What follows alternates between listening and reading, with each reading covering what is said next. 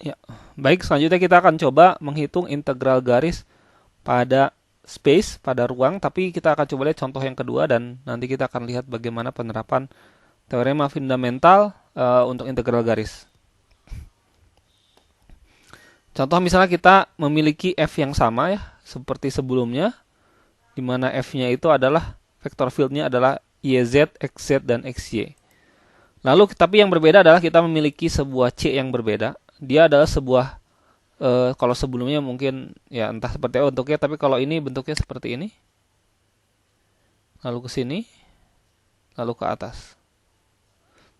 Jadi dia bergerak dari titik 0, 0, 0 menuju 1, 0, 0, 0 menjadi 1, 1, 0 kemudian menjadi 1, 1, 1.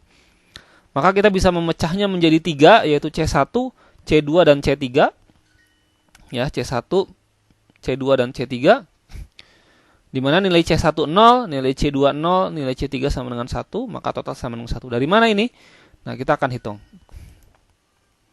Seperti biasa, C1 dan C2, kalau kita lihat ini pada bidang XY. Jangan lupa untuk mencari worknya masih sama, yaitu F dr, ya. Oke, di mana F-nya itu adalah ini, YZ, XZ, dan XY. Maka YZ, XZ, dan XY didotkan dengan DR-nya, masih DR-nya tetap DX, DY, dan DZ. Maka didotkan hasilnya jadi YZ. Maka si ya work ini atau integral F dr ini akan menjadi integral YZ dx, XZ dy, dan XY dz. Nah, sekarang kita coba lihat satu persatu. Pada saat C1 dan C2, nilai Z itu sama dengan 0. Ya, kenapa? Karena dia merambat di bidang XY. Z itu kan tinggi ke atas dan ini rendah sekali di bawah. Maka nilai Z-nya sama dengan 0.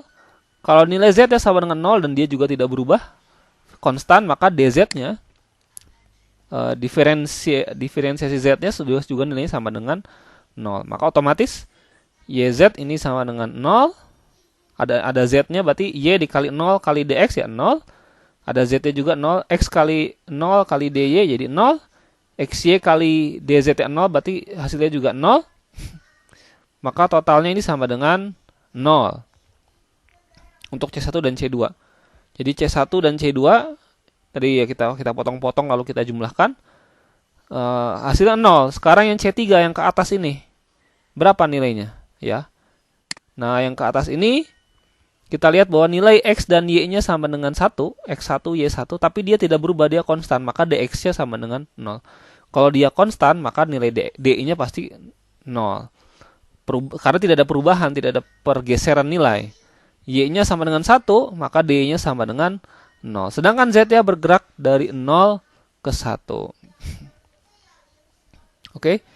Nah, maka untuk C3, vektor field F dot dr itu sama dengan nah, yang ini kenapa ini tinggal sisa XY dz ya? Kenapa tinggal sisa XY dz? Karena kembali lagi sebenarnya seperti ini lagi ya. Si C3 ini YZ dx ditambah XZ dy ditambah XY dz, tetapi nilai dx dan dy-nya 0. Maka ini jadi habis 0, ini jadi habis 0, tinggal tersisa XY dz. Maka yang tersisa hanya XY dz. Itulah kenapa ini tersisa hanya XY dz dari si F.dr C3 ini. Dan nilai X-nya 1 kita masukkan, 1, Y-nya 1, dan nilai DZ-nya, ya DZ tidak kita bongkar. Ini terhadap DZ kita tahu bahwa nilai bergerak dari 0 ke 1, maka ini dari 0, 1, dan nilainya sama dengan 1. Ya. Karena ini kan jadi Z 01 ya, nilainya hasilnya sama dengan 1. Oke. Nah, jadi itulah mengapa di sini 0, 0 tambah 1. Karena ini tadi 1, sedangkan C1, C2-nya sama dengan 0. Nah, mungkin kita menduga jangan-jangan ini muter-muter seperti ini. Mungkin nilainya akan sama kalau kita memiliki sebuah C4 gitu misalnya, atau kita sebut saja C theta, sama nilainya dari sini langsung ke sini. Jika mengikuti rute ini, apakah hasilnya juga sama dengan 1?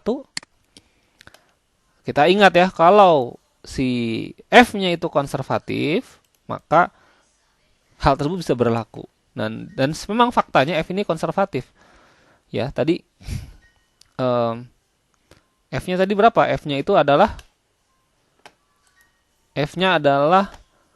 YX, XZ, XY. Nah, kita ingat bahwa F-nya itu sama dengan berapa tadi? YZ, XZ, XY. YZ, XZ, dan XY. Dan memang ini konservatif. Kenapa? Karena kalau di del dari XYZ, ya turunan dari del dari XYZ ini, itu adalah XYZ diturunkan terhadap X, jadinya XZ, YZ. XYZ diturunkan terhadap Y, jadinya XZ. Dan XYZ diturunkan terhadap XY, diturunkan terhadap Z, hasilnya adalah XY. Jadi kita bisa tahu bahwa fxyz-nya sama dengan xyz, sehingga vektor fieldnya yang merupakan adalah ini adalah apa? Sehingga menjadi YZ, XZ, dan XY. Seperti ini ya. Oke? Jadi ini konservatif. Kenapa? Karena si vektor fieldnya itu adalah sebuah del dari F, gitu ya, turunan dari F ini. Oke? Nah, maka kita bisa mengatakan bahwa F.dr melalui jalur C, ya ini C, itu akan sama dengan F.dr melalui jalur C1. Dari sini ya, jalan ke sini. Kenapa? Karena F-nya ini konservatif. Kenapa konservatif tadi? Bahwa dia adalah gradien, begitu ya, gradien dari si sebuah fungsi F, yang mana fungsi F adalah X, Y, Z. Oke, konservatif terpenuhi jika seperti itu. Dan yang bisa dicek lagi ya materi sebelumnya tentang materi 3B tentang teorem fundamental integral garis. Jadi jika F-nya vektor field adalah gradien F, gradien field, maka Fxy ini dikatakan sebagai, dan kita bisa disebut sebagai potensial. Kita bisa mensimplifikasi evaluasi dari F.dr menjadi menggunakan fundamental theorem dari of calculus untuk integral garis. Ya, jika ini terpenuhi, maka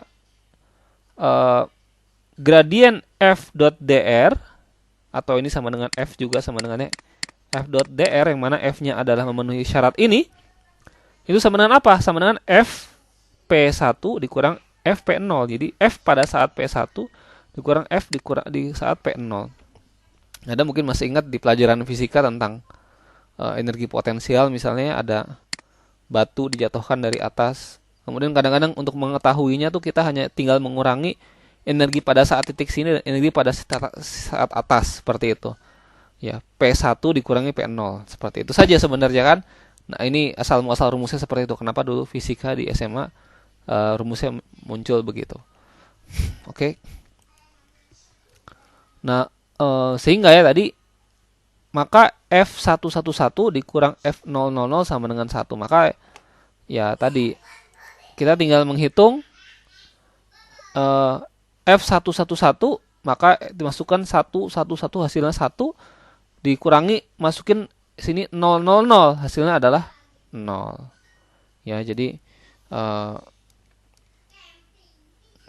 ya tadi ya jadinya 1 dikali 1, sebentar.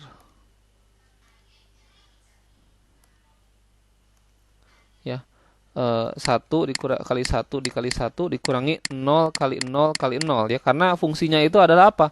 Tadi fungsinya itu adalah Fxyz-nya itu sama dengan XYZ, begitu.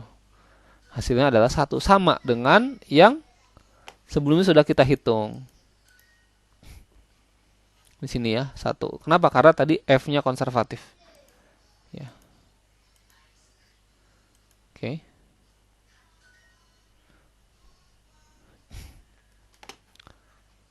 Baik. Ini lebih kepada merefresh lagi saja, membuktikan bahwa integral garis dan teorema-teoremanya ini juga bisa diterapkan tidak hanya di bidang tapi juga di ruang.